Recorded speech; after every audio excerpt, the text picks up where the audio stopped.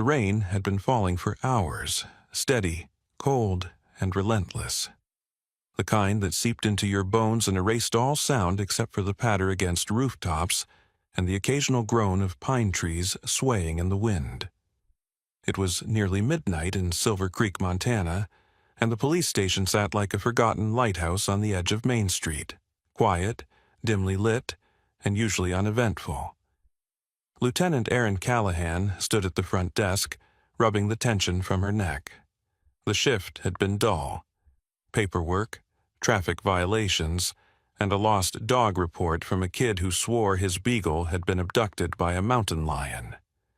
She was just about to hit the lights when movement outside caught her eye.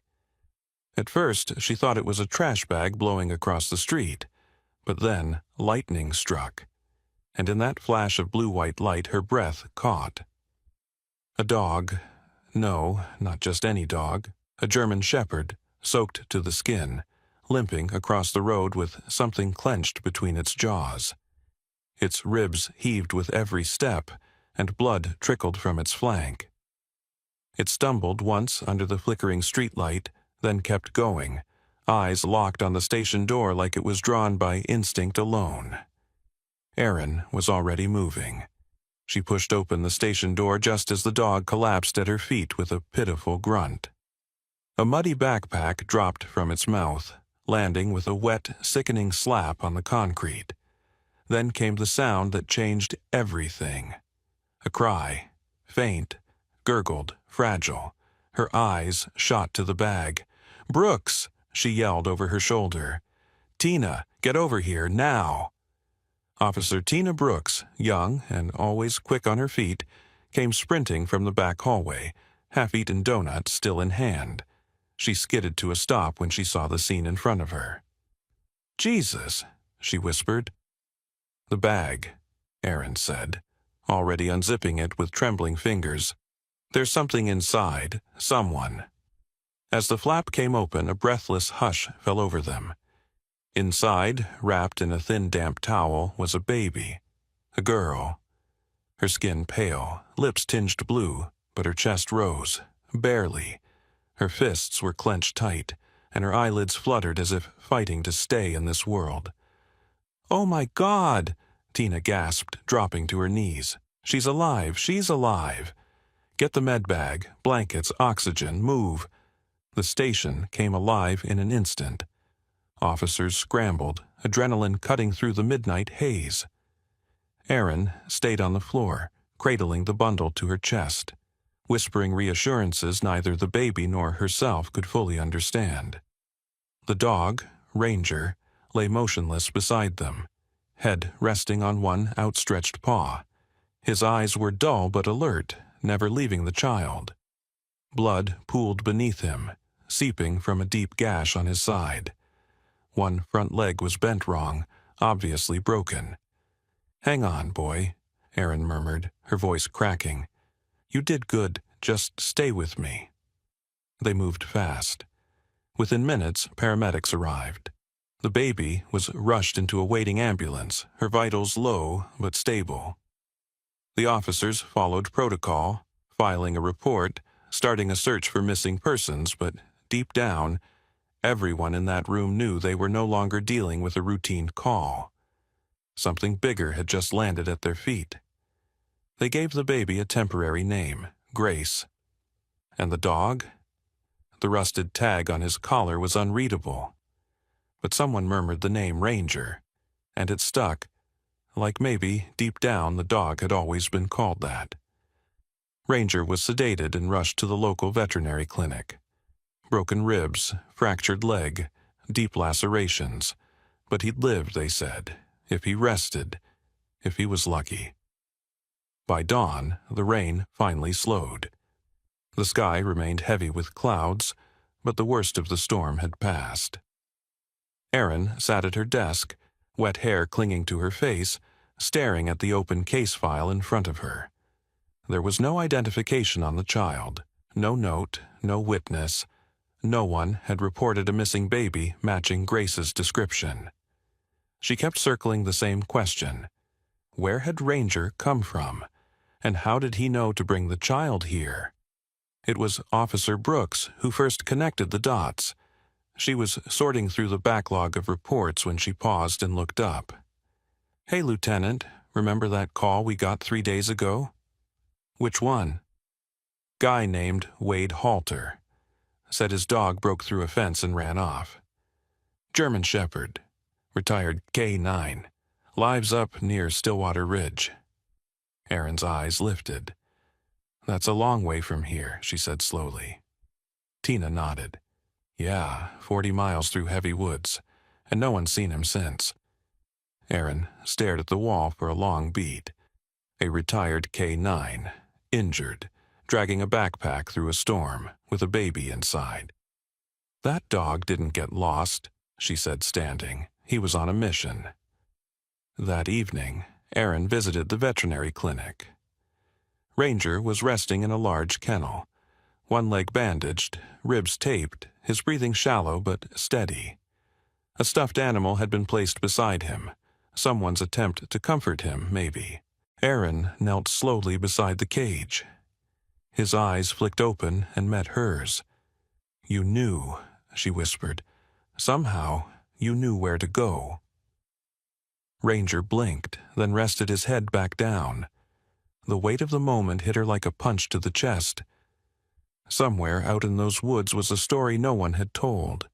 A girl, a child, a man, and a dog who had defied pain, instinct, and distance to carry the truth to their doorstep. Erin stood, jaw tight. She didn't have all the facts yet, but she knew where to look. The road to Stillwater Ridge was barely more than a trail, mud, slick, hemmed in by thick forest, and riddled with ruts deep enough to snap an axle. Erin Callahan's cruiser groaned in protest as it crawled up the incline, tires churning through melting snow and last night's runoff. Fog clung to the trees like spider silk, and the further she drove, the more the woods seemed to close in around her. She hadn't told anyone she was coming, not yet. Something about the baby, the bag, the way Ranger had collapsed at her feet, it all circled back to one man. Wade Halter, 53, Army vet, former K9 handler and field trainer, with a clean but distant service record. Quiet, off-grid, by choice.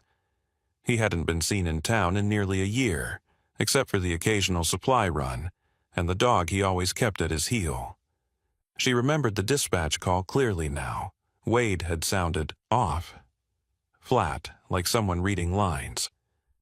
"Fence is down, dog's gone, just letting you know," he'd said. No real worry, no request for help. Just a statement of fact. Erin hadn't thought much of it at the time. Now she couldn't shake it. The trees finally gave way to a clearing. His cabin sat near the edge. Weathered wood, metal roof half rusted, chimney puffing low trails of smoke into the air. Erin parked at the tree line, got out, and let the door shut softly behind her. Her boots sank slightly into the wet earth. She scanned the perimeter. No movement, no barking. Just the eerie quiet of a forest holding its breath.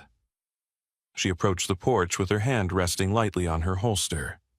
"Wade Halter," she called. "Lieutenant Callahan, Silver Creek PD. I'd like a word." No answer.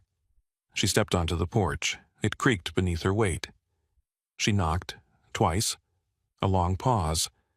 Then the door opened a crack. Wade Halter's face emerged in the sliver of space. Graying beard, weather-beaten skin. Eyes that had seen war and something worse. He didn't look surprised. "You found the kid," he said flatly. Erin didn't flinch. "We did. Baby girl. About 3 months old. She's in the hospital. She's stable." Another pause. "You better come in," he said. Inside, the cabin was warm and dark, smelled of pine smoke and brewed coffee, but also something faint, metallic, bitter, like dried blood. The room was Spartan. Books stacked high on rough shelves, a folded American flag in a triangular frame, Ranger's leash still hung on a nail near the door. Wade motioned to a wooden chair. Aaron sat. He stayed standing. "You're not here for small talk," he said. "No," she replied. "Tell me about Maria Santiago." His face didn't change, but his body did. Shoulders tightening, jaw clenching. He turned to the window. "She came to me about 4 months ago," he said. "Said she had nowhere else to go. Said she was pregnant, scared. Said her uncle was a piece of garbage and that no one was listening. Why didn't you call us? She begged me not to. Said if I did, she'd disappear. Said she only trusted me because of Ranger." There it was again. The dog. Always the dog.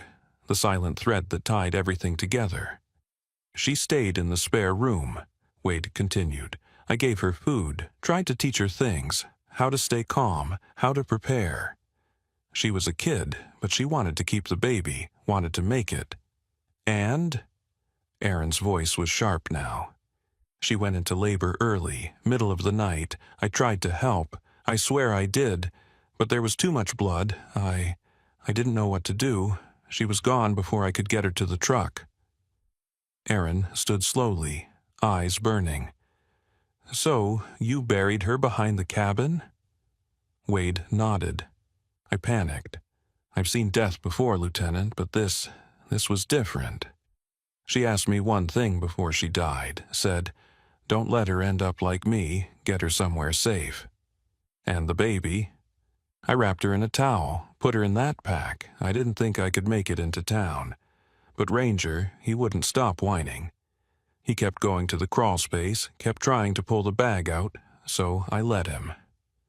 "You're telling me Ranger did that on his own?" "Yes," Wade said. "He wouldn't leave her. Carried her down the mountain, 40 miles through the rain." For a moment, neither of them spoke. Aaron's mind spun. Guilt, rage, disbelief, admiration, coiling into something volatile. "You hid the death of a minor. You endangered a newborn. You buried a girl who trusted you. That's not mercy, Wade. That's cowardice." Wade didn't defend himself. His eyes were bloodshot, his voice hollow. "I know." "Get your coat," Aaron said, stepping back. "You're coming with me." He didn't resist. Outside, the rain had turned to mist.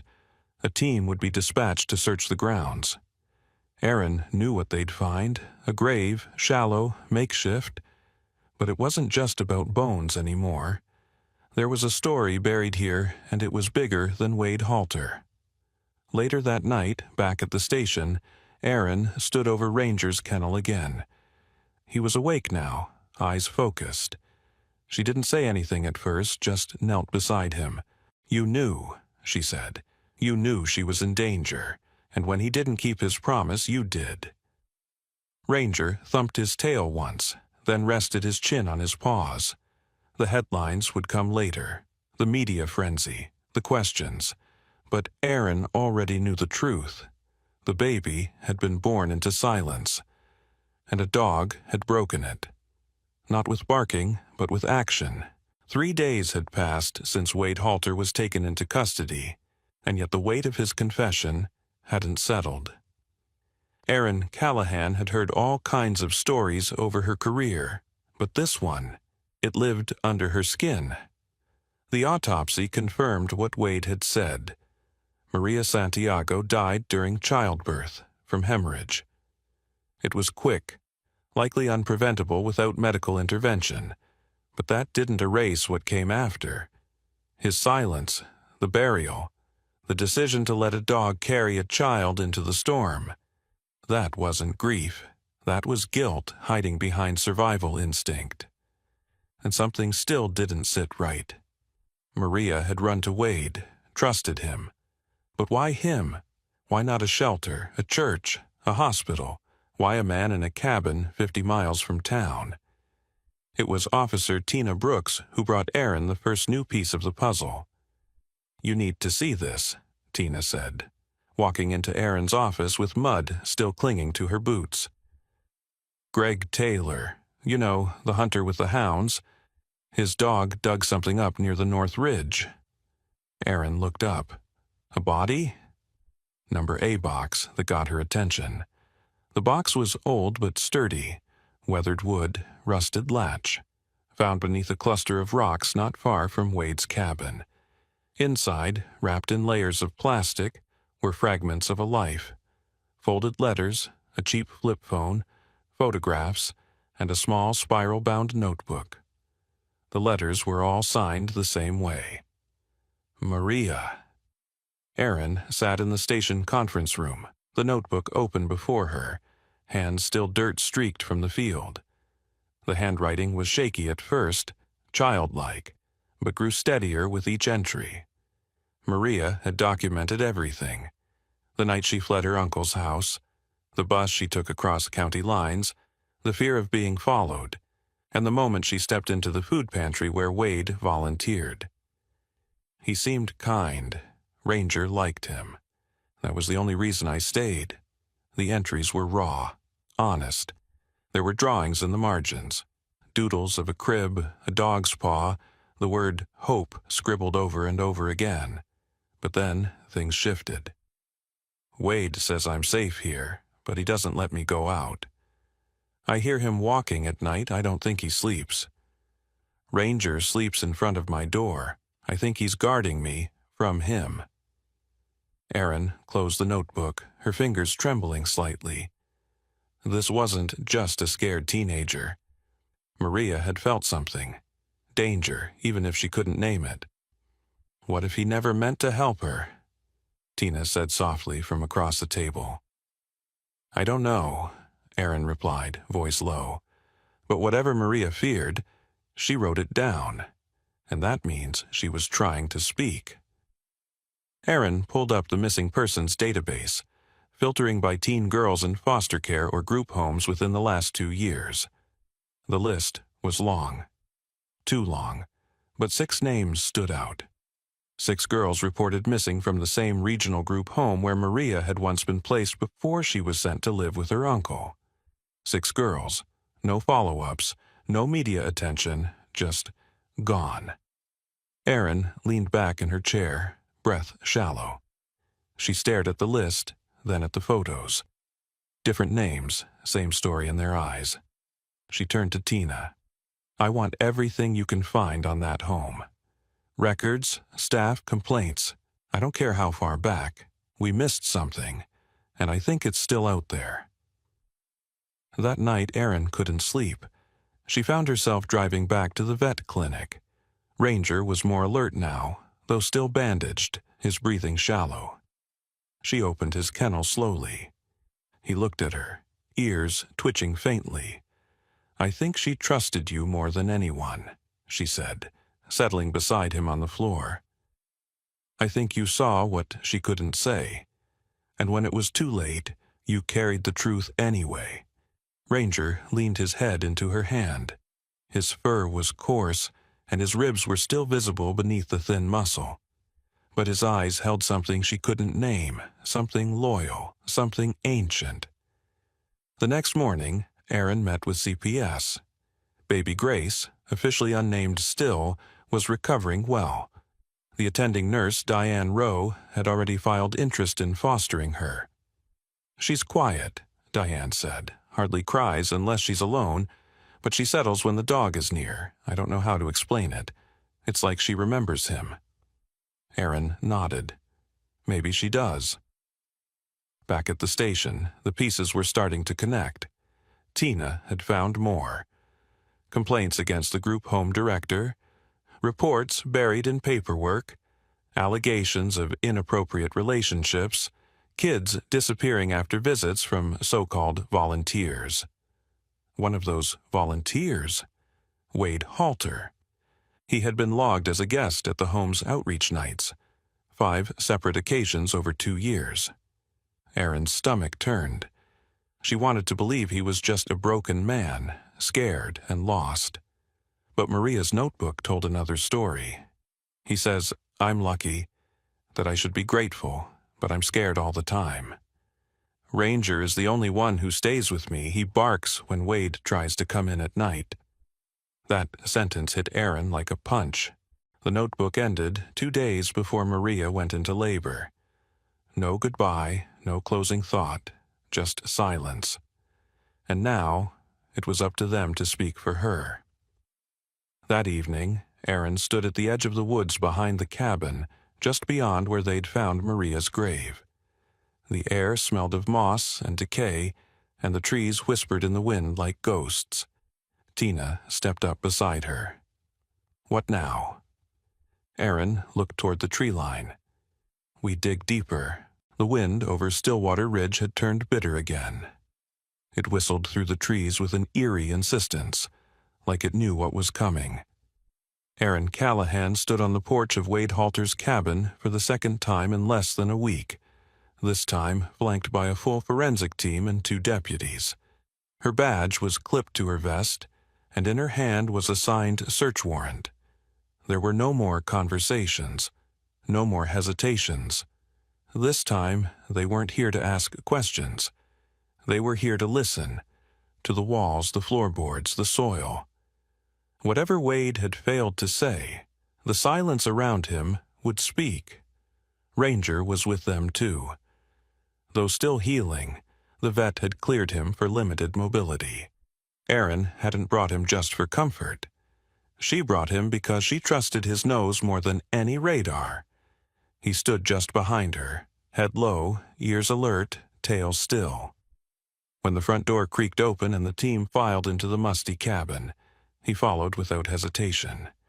"Start with the basement," Aaron said, her voice firm. He said nothing else was down there, but he also said he didn't bury Maria. A tech called back, "Got it, Lieutenant." They pried open the old trapdoor near the hearth. It led to a narrow stairwell, rickety steps descending into a space that smelled of mildew, rust, and earth. Flashlights flicked on. One by one, they dropped below ground. Ranger hesitated at the edge, then leapt down as if he'd done it before. The basement was small. Concrete floor, exposed beams, an old workbench, a rusted metal cabinet. But Ranger didn't stop to sniff the air or explore. He went left, straight to the far wall. He stopped, then let out a low, pained whine. Aaron's flashlight followed his nose. The wall looked solid, wood paneling from floor to ceiling, weather-warped and stained. But there, about a foot from the floor, was something strange. A strip of baseboard just slightly misaligned, and a faint line across the wall's surface, almost like a seam, Aaron muttered. "There's a false wall here." She crouched beside it, tapping her knuckles lightly against the paneling. Hollow. "Thermal scanner," she called. "Now." A minute later, the screen revealed what the eye couldn't. A hollow space, no bigger than a storage closet built behind the wall. It took less than 10 minutes to break it open. The wooden panel gave way with a sickening snap, and when the boards fell inward, what was left behind took everyone's breath. A room. No windows, no insulation. Just a crude mattress on the floor, a stained blanket, a plastic bucket in the corner. Shelves held a few old baby items, a pacifier, a torn stuffed animal, unopened jars of formula. There were finger drawings scratched into the dust on the concrete walls.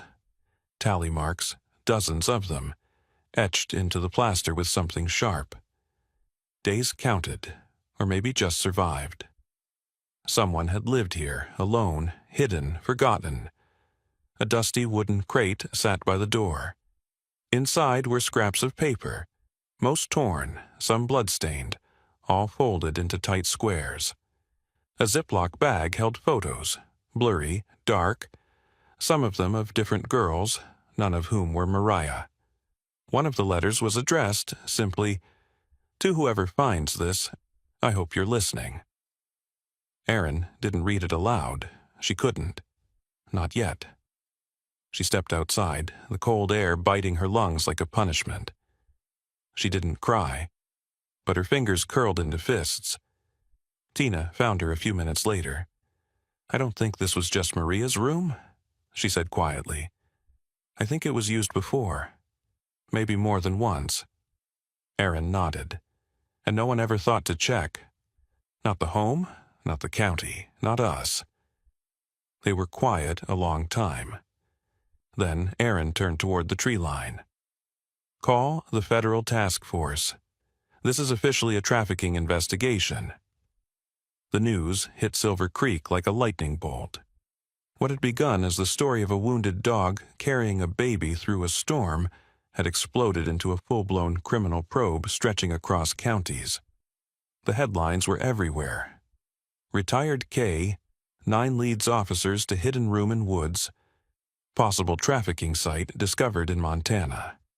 People flooded the police station with tips, some credible, many fueled by panic or shame. But for Aaron, the noise faded behind the only truth that mattered. Maria had not been the only one.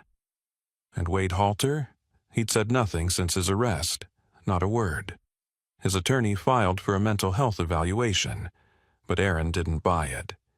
He knew what he'd done. He knew what he'd helped cover up. She had one last thing to do before heading back to the station. Diane Rowe opened the door to her home still wearing her hospital scrubs. Baby Grace was asleep in a sling against her chest, her tiny head resting under Diane's chin. "She's doing better," Diane said quietly. "Eating more, sleeping a little." "She's going to be okay," Aaron replied.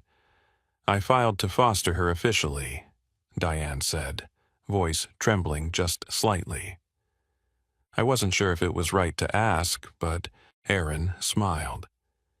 "It's more than right."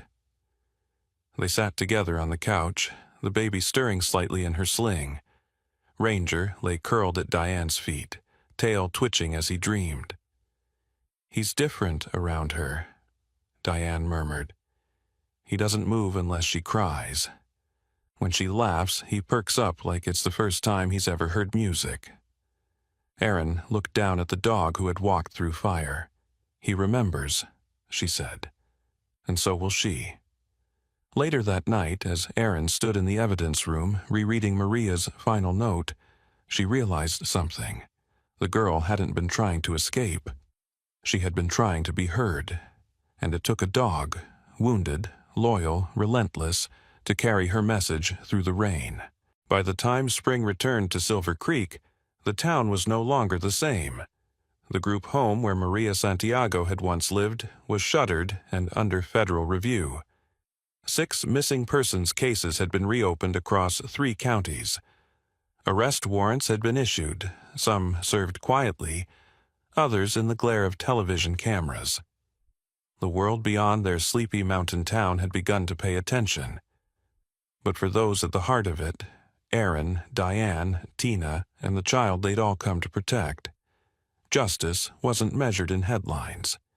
It was measured in the way Grace's breath came easier now, the way she laughed more often, the way Ranger slept curled beside her crib like he'd always belonged there.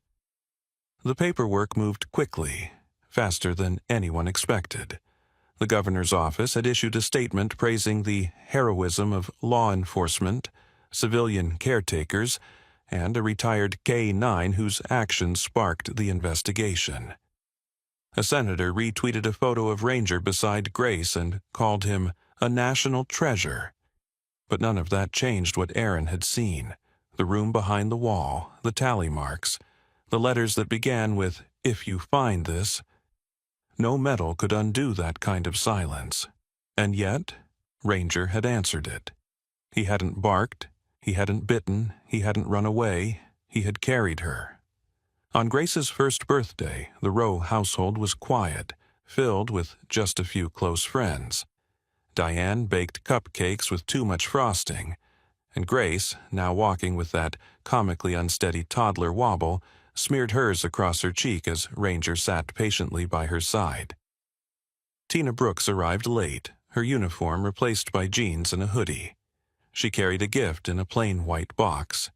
Inside, a collar. Ranger's old one. Cleaned, polished, and mounted in a shadow box beneath the engraved words, "For the one who listened." Diane hung it in the nursery that evening, beside a photo of Maria, a snapshot recovered from her notebook, showing her holding a tiny puppy with ears too big for his head. The same puppy who now guarded Maria's daughter like it was the last promise he had left to keep. Wade Halter was found guilty on multiple charges: unlawful disposal of remains, obstruction, child endangerment, conspiracy to commit trafficking. More charges were pending in federal court. He showed no emotion as the sentence was read. Erin was there, sitting in the back row, not in uniform. She hadn't come for vengeance. She came to bear witness. Because Maria had written the truth in a notebook, and it had finally been read aloud. By summer, a memorial was placed in Silver Creek City Park. A bronze statue of a German shepherd stood proud, head high, a backpack hanging from his jaws. The plaque beneath read, "To those who carried the truth through silence, and to the dog who never let us forget." At the unveiling, Grace toddled up to the statue in a white dress and placed her hand on its paw. The crowd fell silent. Even Ranger, now older, grayer, slower, stood with his tail wagging faintly behind her. Years passed. Ranger grew stiff in the mornings.